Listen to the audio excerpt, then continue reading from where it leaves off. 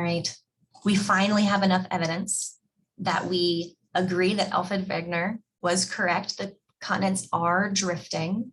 And we agree with Marie Tharp, she is correct, that the reason they are drifting is because of plate tectonics, because there are rigid plates that sit on Earth's surface that move around, bump into each other, and cause continents to move. But what drives that plate motion? Why are the tectonic plates on Earth's surface moving? Well, what Marie Tharp found was what we now call ridge push. Right? She found that in the middle of the oceans, at these mid-ocean ridges, there was a seam in the earth where magma was able to well up towards Earth's surface, solidify, cool down, create new rock, and push old rock away.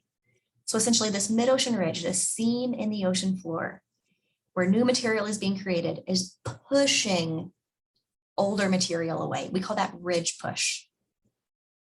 That's what Marie Tharp found.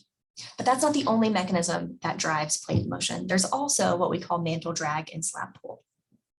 So mantle drag, this is convection currents within the mantle. Remember that Earth has the rigid crust, the more fluid mantle, and then the inner core. And in this more fluid mantle, the mantle can actually flow very, very, very slowly, centimeters per year, right? But it can flow.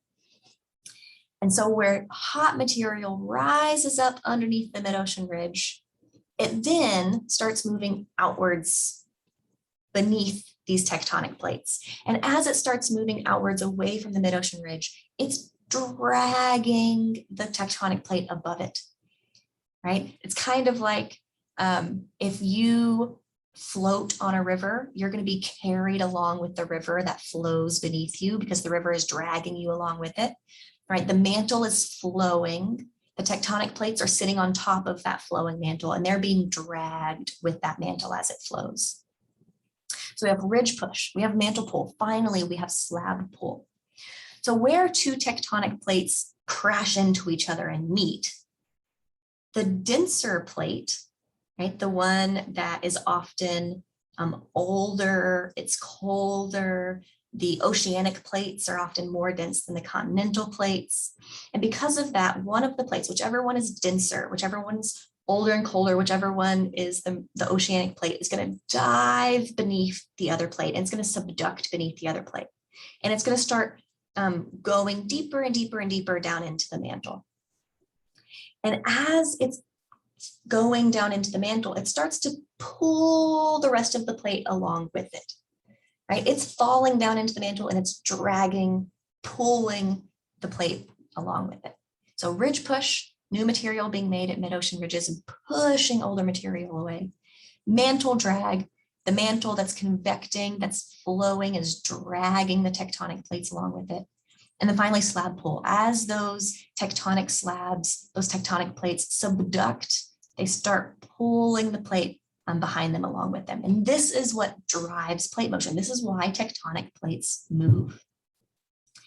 And everything that I've talked about, all these theories, they're relatively new, right? And this I find interesting. I think in school, often we take in information and it's almost like, oh, we've always known this information is old hat, but this is something that is relatively new.